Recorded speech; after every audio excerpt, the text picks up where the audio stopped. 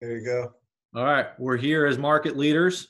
Randy Mercer, if you could kick us off. Great. Thank you very much. Thanks all for joining us, guys. And thanks for all the people that joined us last week when we were helping introduce Ray Sandelli to the community. We had a lot of activity after the fact, and we're grateful for everyone who joined us. A little update on our marketplace in Lee County, and I'll let Dave Wallace opine on Collier, but we've had a remarkable uptick in LoopNet inquiries and phone calls on signs, which is a real nice treat.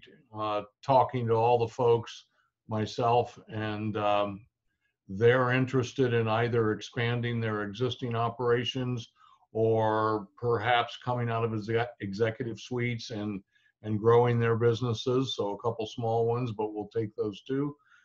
Just very encouraging to be able to talk to people about their businesses and the future of their businesses. A lot of them are still uncertain. They're just kind of dipping their toe in the water, but it's been a great week. The other comment, which I think is meaningful, continually we are seeing rent payments come in on time. In most of the sectors, retail's still a little down. Backfilling some of those is going to be a challenge, I think, but nonetheless, it's been a very active week, and we're grateful for that. That's awesome. Thank you very much, Randy. Dan Miller. I have one question for Randy. Do you have anyone that's over 2 months behind at this point? On the retail side, yeah, we've mostly big clients. We've had a few that have flexed their muscles this week and said, June, July, August, we need a break. I would have expected them to come in earlier, but they have not. So we're dealing with some fresh ones this week. Okay, thank you. In the last 2 weeks, I can tell you that the market has kept me incredibly busy until yesterday, and I don't know what that anomaly is, but yesterday was a quiet day for the first time since probably March. I had that ominous, the phone isn't ringing, but today has turned that. So I hopefully that was simply a matter of the world being preoccupied with something more important than their broker. But regardless, I'm still seeing a great pace, some great land contracts that I hope get signed that will certainly change some of the major corridors too, that are still working and racing toward a signature, I hope. So all positive other than the anomaly of a quiet Thursday. Hey, Dan, what size deals are most of those that you're working on? Just give a range with at least 10,000 square foot spread. From a land sale standpoint, 80 to 100 acres. From a leasing standpoint, 18,000, 36,000, 36,000. Awesome. Thank you, Dan. You're welcome. Jim Boback. Hi. Kind of echo the sentiment of the two previous gentlemen. It has been exceptionally brisk, and when I say that, I don't know how you guys measure brisk, but for an old guy like me, 5 showing in one day is a lot. So that happened midweek last week, and it was nice to know that 3 out of those 5 converted, so I guess I still have my skill set. So that's encouraging, but all different aspects with the exception of office. I have a couple of office products, but exceptionally weak for me. I know like Randy specializes in office, and I don't know what he's seeing, but at my end, absolutely zero on that end. Had the occasion to finalize a medical deal and a couple of retail deals and have paper out on 2 industrial deals. One in addition to that, which is an industrial condo type purchase, people moving around and upgrading and upsizing, which is a good thing. And ironically, 4 different retail deals over all different kinds of things. And it kind of makes me scratch my head when all you see on the news is the difficulties in reopening and how things are and so forth and so on. Yet a lot of these folks are out wanting to expand or open new businesses or do different things. And again, a lot of these are local tenants, which ironically, I have a product that's suitable to a national franchises and whatever. And I kidded with you guys on a call a couple times ago about, help me out with that. Well, now I've got a feeding frenzy. So I've got 3 people competing for the same space. So, that's just kind of mirror of what's going on out there. And, again, I continue to mention that industrial, at least in my world, is exceptionally strong. I'm pretty surprised by the retail interest, but, we'll take it as it comes. So to the occasion of rent collections and whatnot, a couple of people are still struggling to craft a repayment plan for, some of the minimal deferrals that some of our landlords had to do. I'm not sure how they're going to dig out of those holes. People, again, like gyms and daycares, which are, still barely functioning. So, we'll have to work through those processes. But for the most part, it's funny that, again, most of the people that you would think wouldn't be paying, which are the, sole proprietors and little local people and things of that nature, they step right up to the plate and they're managing to get the job done. So I guess they're, fully vested. They certainly don't want to lose their life's work. So knock on wood for them. Good to see. Jim, how do you, as far as just emotional stability of those local tenants, how do you feel like they're dealing with the pressure of the last 90 days and optimism towards the next 6 months? Well, again, if you contrast people wanting to open a business's environment with people who are already in business, obviously the people wanting to open are very optimistic. They don't have a problem coming up with first, last securities, all that you ask them to do. They're really not asking for much in the way of rent concessions, things of that nature. So that's pretty positive. And the other folks have pretty much kind of settled in. They were a little hard pressed in April and making those initial calls. I think our list went from, 15 or 16 people that were in distress and looking for help. Ultimately, they paid. May came in a little bit late, but no squawking. And as far as June is concerned, short of the ones that I said that, a couple that were struggling just because of their businesses, we only have one tenant that called and said, I'm going to be a little late. Can you work with me? And they sent a check in and, everybody's good. So I'm not sure how they're doing it, but, going by their centers, their businesses are back open. They're doing their best with, partial reopens and whatnot, but, they're staying the course.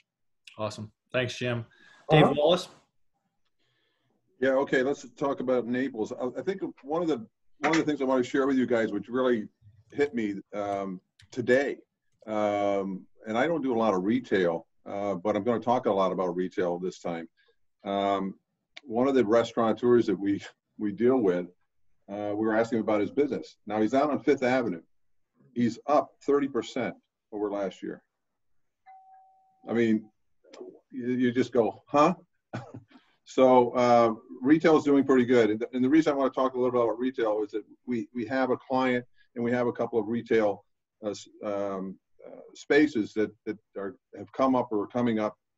And we're just getting a lot of activity. We're very, very blessed because we just brought in a national retail to supplant another national that had left. And so that's worked out really well. And I'll throw this out there right now. And there's a flyer that's gone out. It's in the same building on the North Trail, a company called Soft Square, which is out of out of Sarasota. And they have an operation down here. They're struggling a little bit, and they've asked us to go out to the market and see if we can release that space. And we just put it out there this week, and we've got somebody that's looking tomorrow. That's great. So, what size is that, Dave?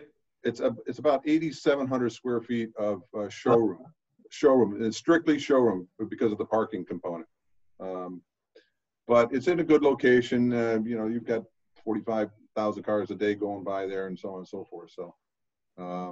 So retail, the little bit that I do, down where we are, seems pretty strong. We've got 2 tenant rep assignments that are excellent in retail. So I don't know. I was really surprised at the activity that we're getting based on what we're hearing. So that's Naples.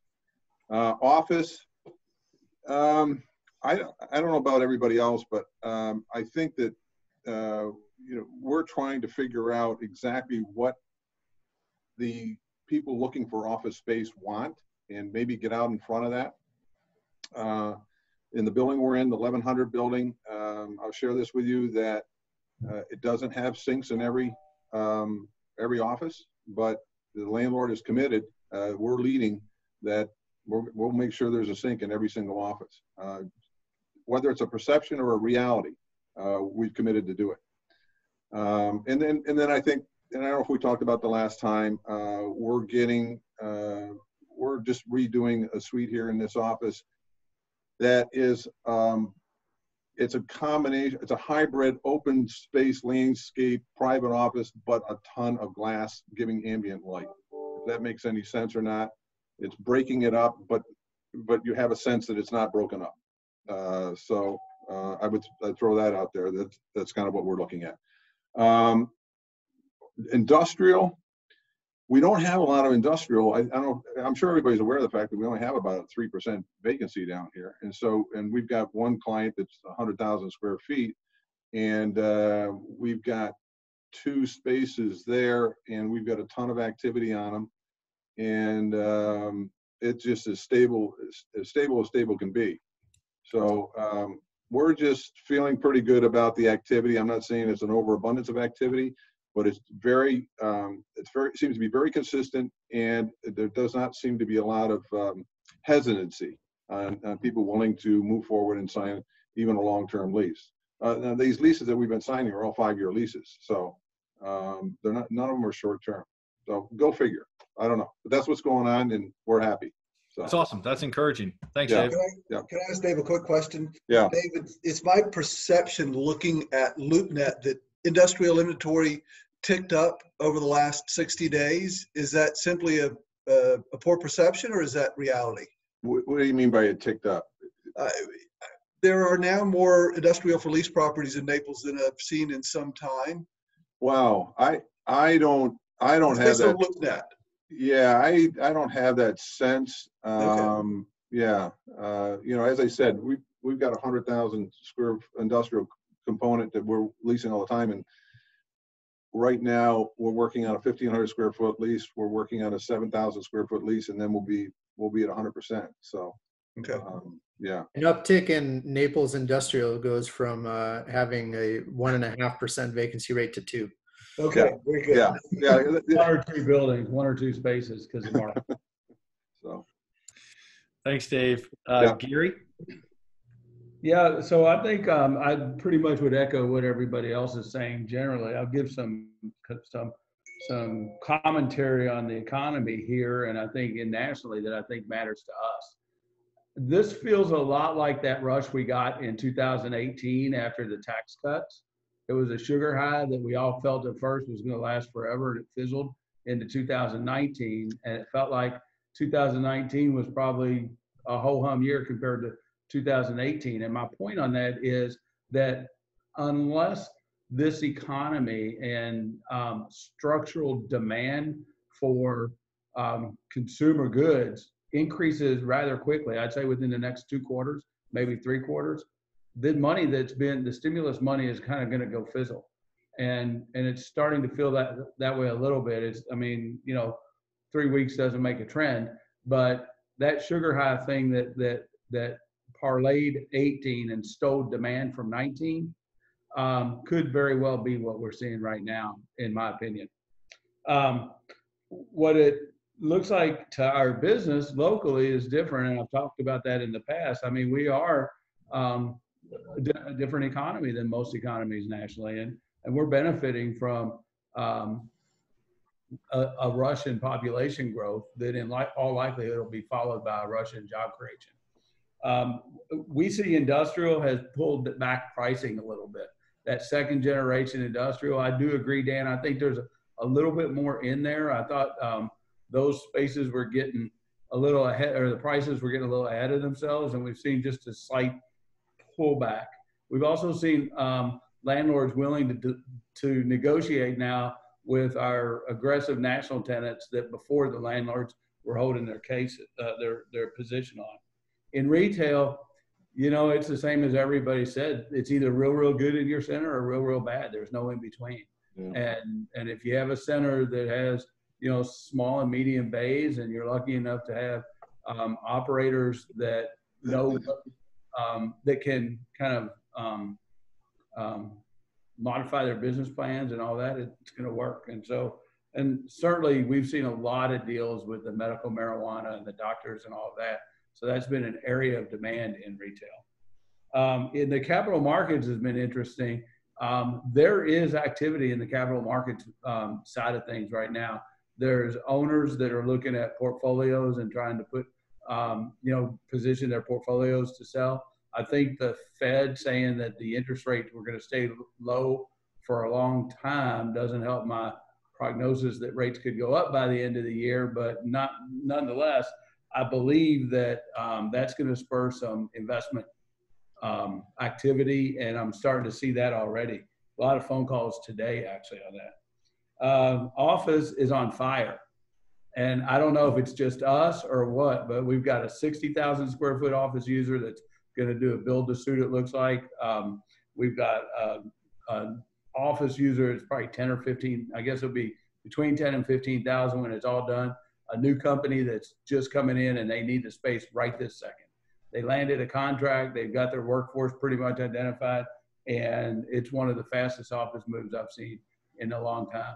And then we've got some renewals and some other office activity like everybody was talking about that leads me to believe that office is going to be fine. Keep in mind, in office, we started this with a rather low level of inventory.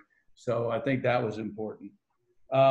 We have seen a couple of new sublease listings come into the market. We've had a couple of clients call us up and, you know, they have space they don't need much anymore. So I think that's going to cause that inventory to tick up a little bit. And we've also seen some activity in medical, which we have not seen in a long time. So that's my update.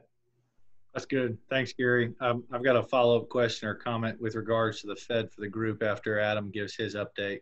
But let's have Adam dive into your update. Hey everyone, sorry for running a little late. You know, not just within our company, but talking to some of our other colleagues around the industry, seems like everybody is really running around very busy right now. And, you know, Gary's analogy, I think, is a good one. Hopefully it'll be a little bit more sustainable than a sugar high. But Landquest Property Management collections still for the month of June were above 90%. You know, we're really intrigued to see if collections sustain at that 90 or above level in July and August. You know, I think we're going to, as previously discussed in these calls, you know, I think we're going to get a telling tale on whether or not some people were using PPP funds for rent. Industrial first generation stuff. Me personally, you know, we've had continued positive activity at South Links. Have, you know, about 25,000 square foot of new first generation activity in Bonita amongst 3 different deals, and about 30,000 square foot of activity amongst 2 different tenants for pre-leasing at the Centerlinks development on Alico as well.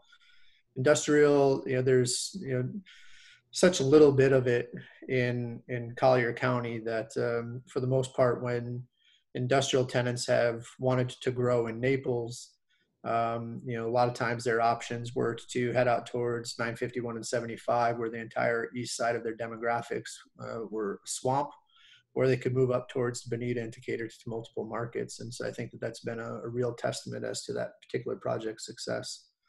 As others had said, office, very active, particular B and C space.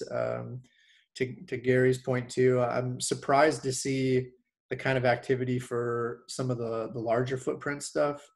You know, this market is very short on inventory when you're talking about spaces greater than 50, well, greater than 10,000 square foot spaces. You know, you can usually count the opportunities on your hands or fingers, but you know, there's a reasonable amount of demand and there's some big fish swimming around.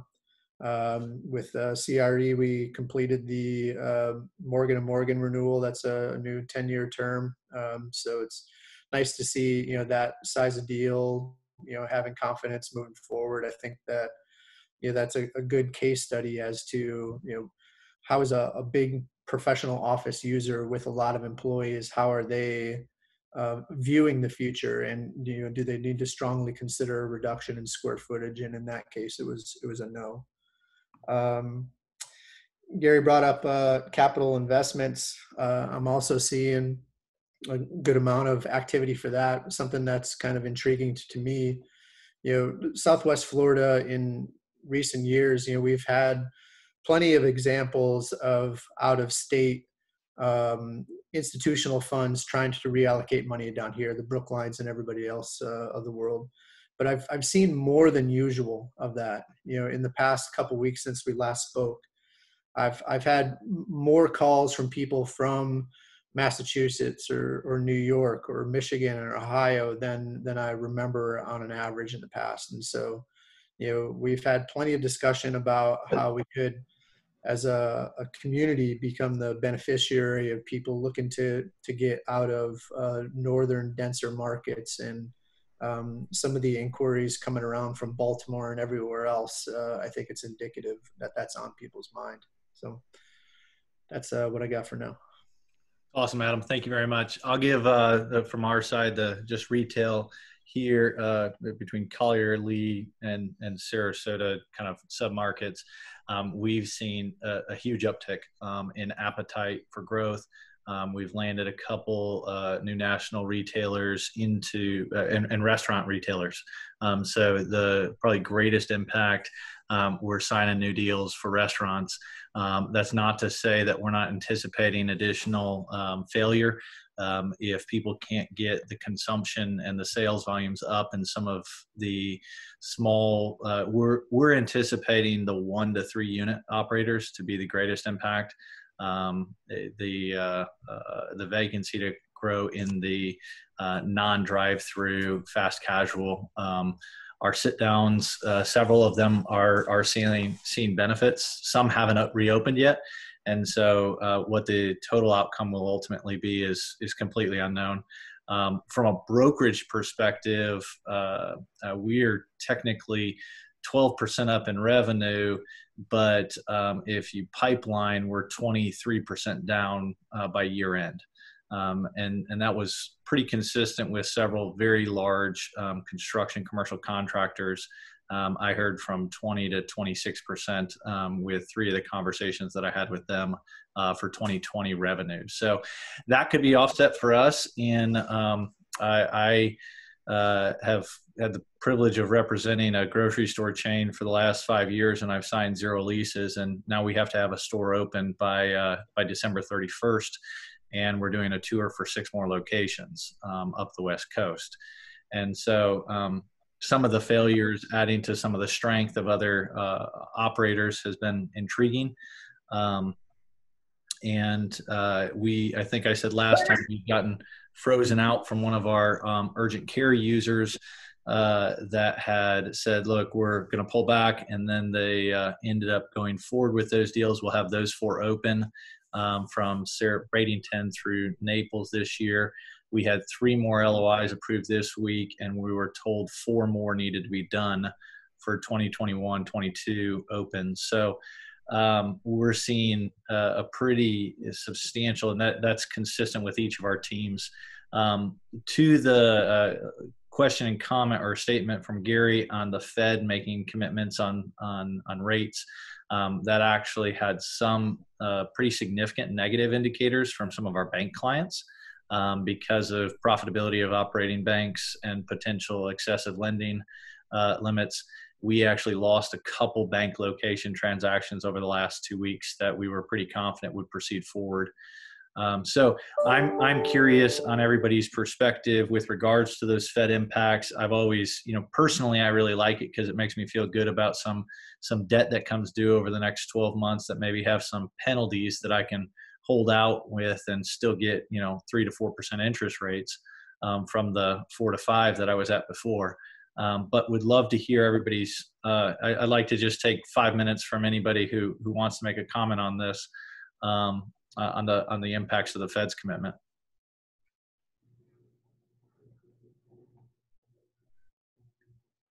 I'm as of yesterday, I find no impact.